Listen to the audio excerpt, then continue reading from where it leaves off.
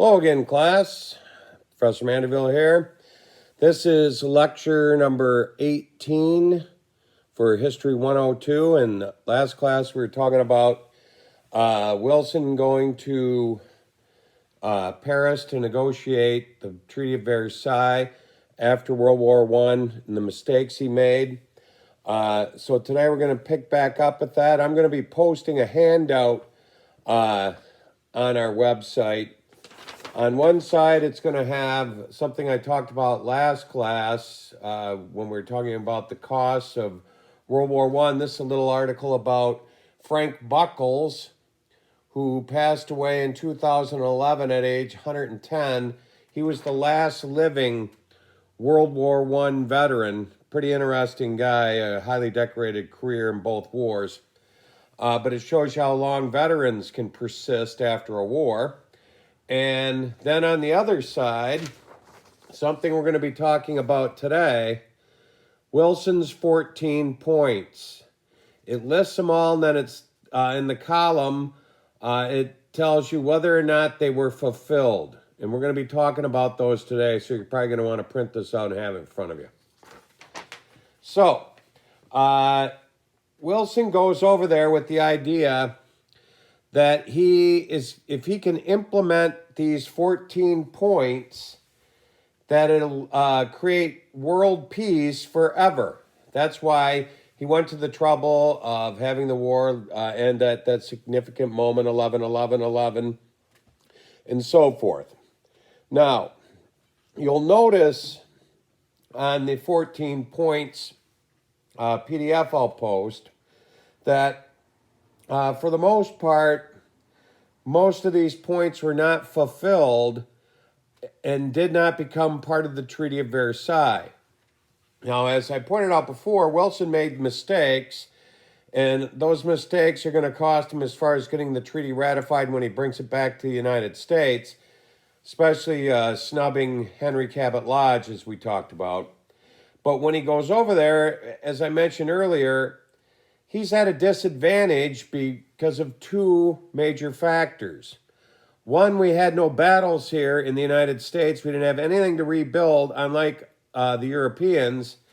And the smaller amount of casualties that America suffered in comparison to the men killed in battle by our European allies. So Wilson had a difficult time getting anything pushed through. And when you look at these points, you'll notice that some of them obviously are designed to not have a repeat of World War I. Like number 2, absolute freedom of navigation upon the seas in peace and war. That's so we don't have any more Lusitanias. The third point is sort of a pipe dream, removal of all economic barriers to the equality of trade. That'd mean the elimination of tariffs, which obviously probably will never, ever happen. Reduction of armaments to levels only needed for domestic safety. That means basically only the police would have arms. And I highly doubt that'll happen. Now, when you look at fulfilled points, the two fulfilled points, or 3, excuse me, evacuation and restoration of Belgium. That's obviously important to that nation, but it's not a world changer. Belgium was overrun by all armies and was a major battlefield during World War I. Evacuation and restoration of all French lands, where the rest of the trench warfare took place, and return of the Alsace-Lorraine to France. That was the disputed territory, borderlands between Germany and France that they've been fighting about for centuries, and now it's given back to the French, and as we'll find out later on, that's going to be one of the first places that the Germans invade in World War II, as far as France. Then point number 13, establishment of an independent Poland with free and secure access to the sea. Poland had never been its own country. It had always been part of the Austro-Hungarian Empire, parts of it part of Russia, and so forth. So they created its own independence for the first time, and that's going to be pretty short-lived because if many of you know, when Hitler triggers World War II in September of 1939, that's where he's going to invade with the Blitzkrieg. So that'll be pretty short-lived. But he was willing to compromise or give away so many of these points that you can see on this handout, all because he thought if he could preserve point number 14, establishment of a League of Nations, that he then could get these other points passed through that body. So he gives up a lot, and the League of Nations is included in the Treaty of Versailles. But as we'll find out, we, the United States, are never going to ratify the Treaty of Versailles. It will never get passed by the U.S. Senate. Part of the reasons why we talked about. And I'll explain that in a little bit more detail here momentarily. And on top of that, we will never join the League of Nations. The League of Nations will be created and it'll be up and operating, but because we are not a member of it and one other nation is not going to be a member of it, it's going to be an anemic institution. The other nation that will never join the League of Nations is Russia. And the reason why, at the Treaty of Versailles, they were not allowed to participate. The other allies, England, France, and Italy, were still angry with Russia. Russia had a revolution, remember.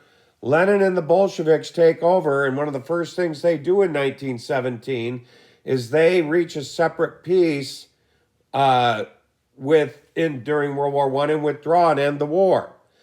The other allies never forgave him for that. So they shut him out of the Paris Peace Conference because their line of logic is they made their peace, they can live with it. So Russia will never join the League of Nations either. And really, if you want to see a starting point of the Cold War that'll dominate our world in the 50s and 60s and 70s, it started when they refused to allow Russia to participate at the Paris Peace Conference. So,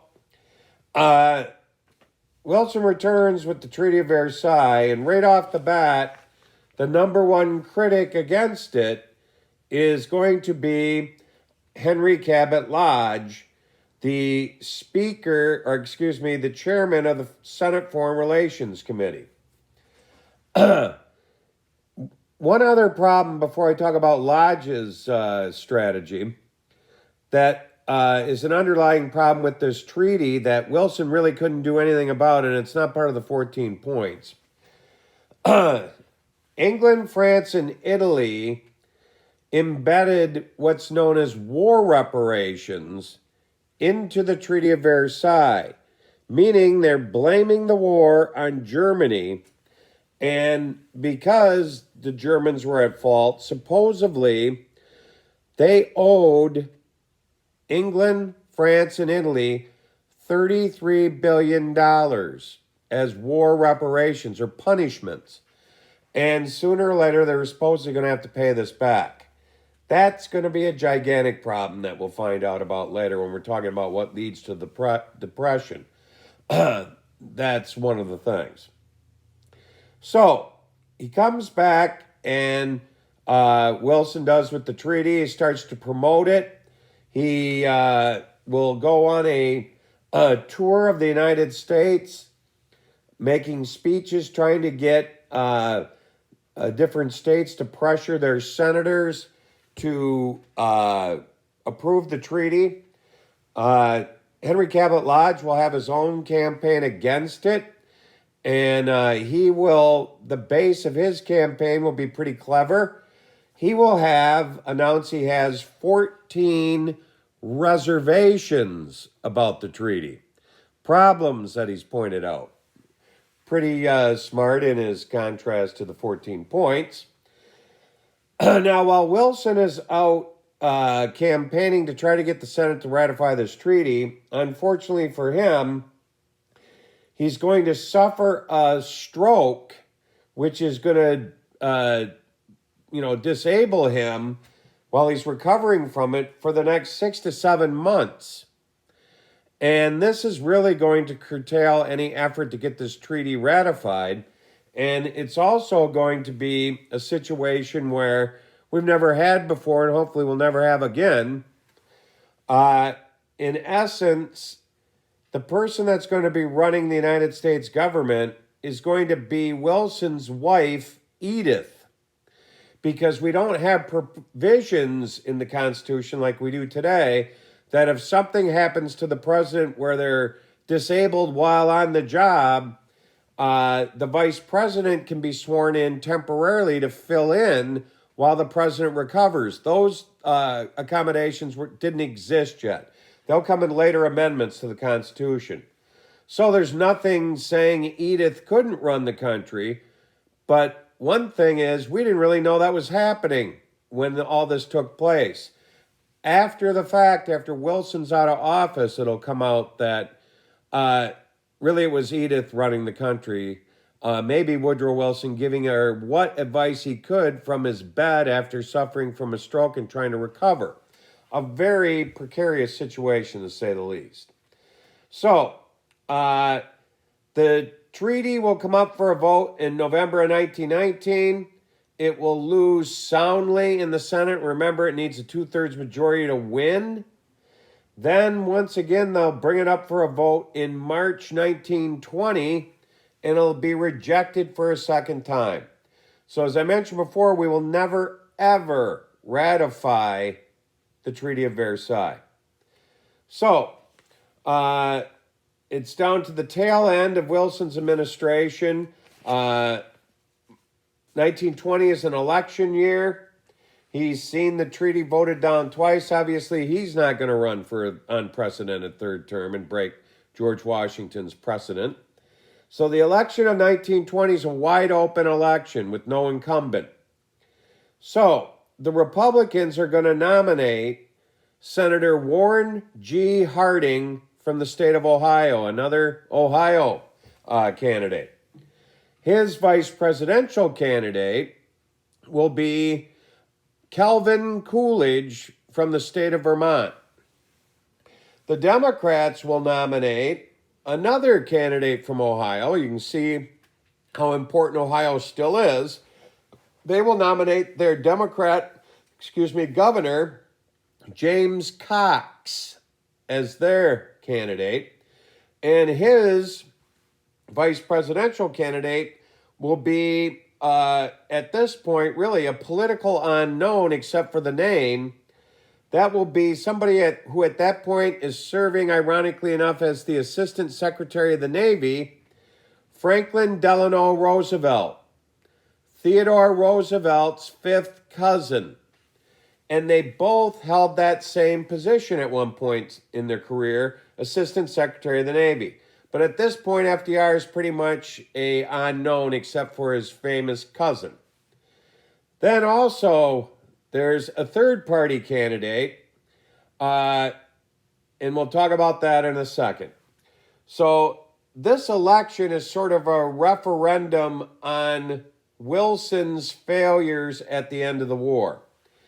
And when the votes are tallied up, Warren G. Harding is going to really clobber Governor James Cox, 16 million votes to 9 million votes. And prisoner number 9653 will receive 919,799 votes. That's Eugene Debs running from his federal prison cell after being thrown in there for violating, the wartime measures of the Espionage and Sedition Acts, which we talked about previously.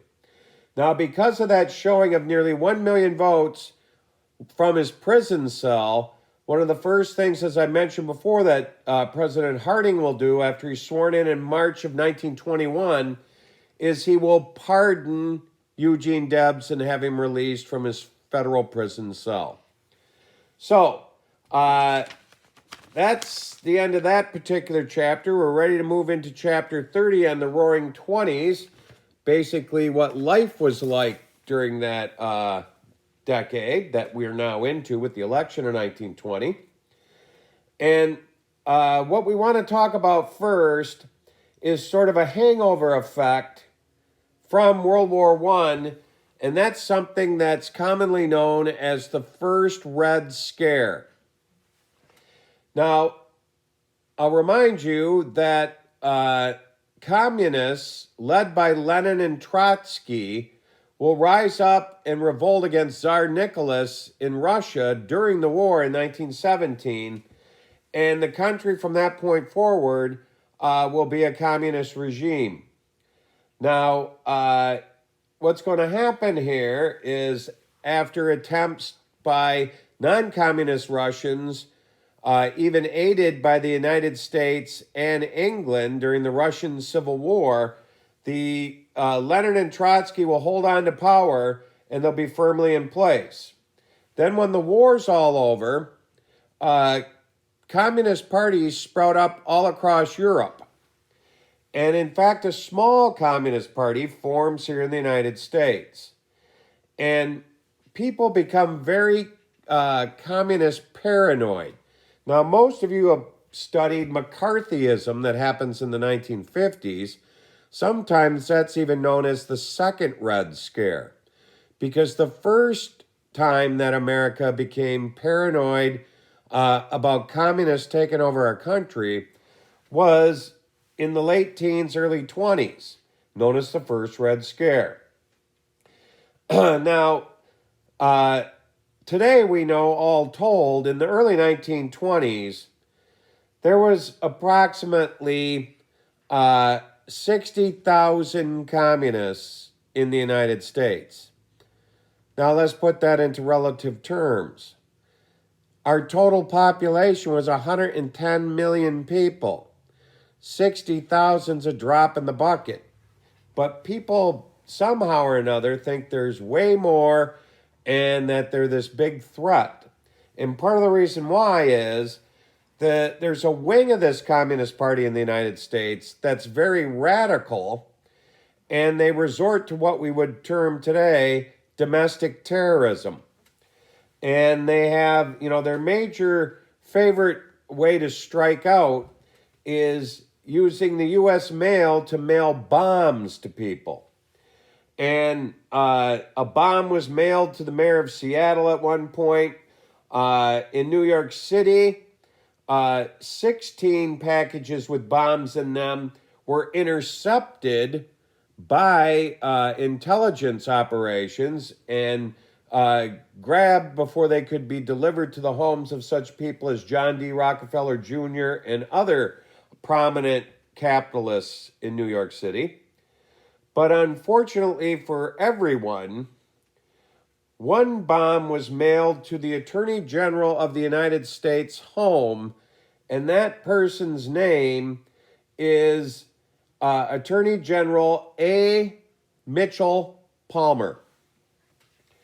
A. Mitchell Palmer had a bomb mailed to his house. Luckily for him and his family, nobody was home.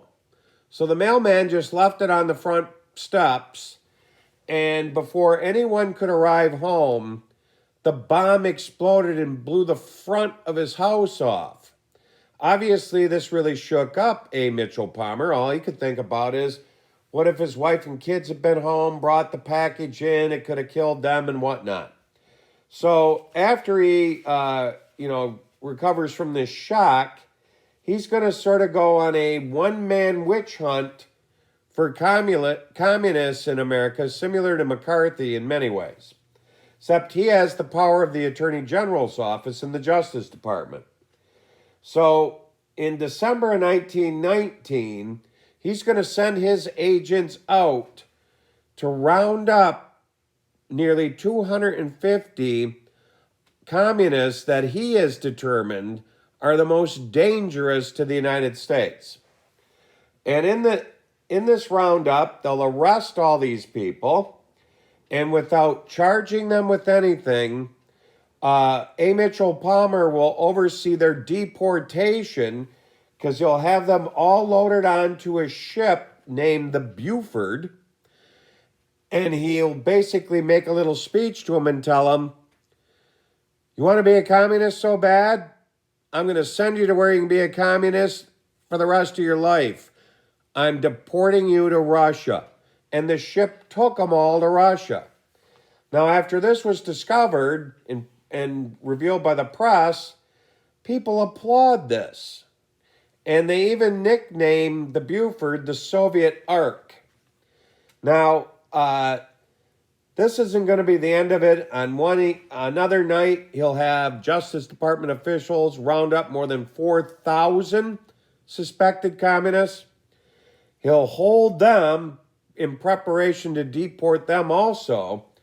But by this point, people concerned about civil liberties, civil rights, have jumped into action, including former presidential candidate from the election of 1916 and former Supreme Court Justice Charles Hughes. He will go and defend 6 of these suspects free of charge, which is known as pro bono, and he'll demand that they start holding court hearings and so forth, which will delay this whole process and is the legal way things should happen. Now, Palmer's downfall, though, will come when in May of 1920, he's going to, this will happen in April. He's alerting people about what's supposedly going to happen on May 1st, 1920, which is May Day. Now, remember, we already established the fact back when we talked about the Haymarket Square incident that May Day was sort of unofficial Labor Day, where labor unions would have one-day strikes and have parades and so forth in major cities. Well, according to Palmer's intelligence reports, the May Day parade that was scheduled to take place in New York City was just a big spoof, and really it was the communists taking over, and they were infiltrating unions, and what was going to happen on that day in New York City, according to Palmer, there was going to be a massive communist revolution in New York City. So he alerted the mayor and the police chief of New York City to what his intelligence reports had indicated. So they go on full alert. They're going to bring in 11,000 police officers to be on duty that day, May 1st, 1920, to squash any rebellion if it should occur. They're going to hire police officers from the entire tri-state area. They're going to bring in police officers from New Jersey and Connecticut to join the New York City police force and be prepared for what's supposed to be a violent revolution. Well, the parade goes off without any violence. It's your typical unofficial Labor Day parade, and that's going to leave Attorney General Palmer with egg on his face, so to speak. The next day, the mayor of New York and the police chief get a hold of Attorney General A. Mitchell Palmer, and they are inquiring as to where they should send the bill. The bill for all the overtime and the costs of bringing in policemen from Connecticut and New Jersey, because they did it upon his advice of this pending revolution. Once that happens, A. Mitchell Palmer is embarrassed, and this Red Scare starts to fade away. But unfortunately for a couple individuals, it's not going to fade away. And that's where we'll pick up next time here in a few minutes after I take a break. We're going to pick up talking about the famous case of Sacco and Vanzetti. So, I'm going to take a little break. I'll be back in a few minutes. See you soon, class.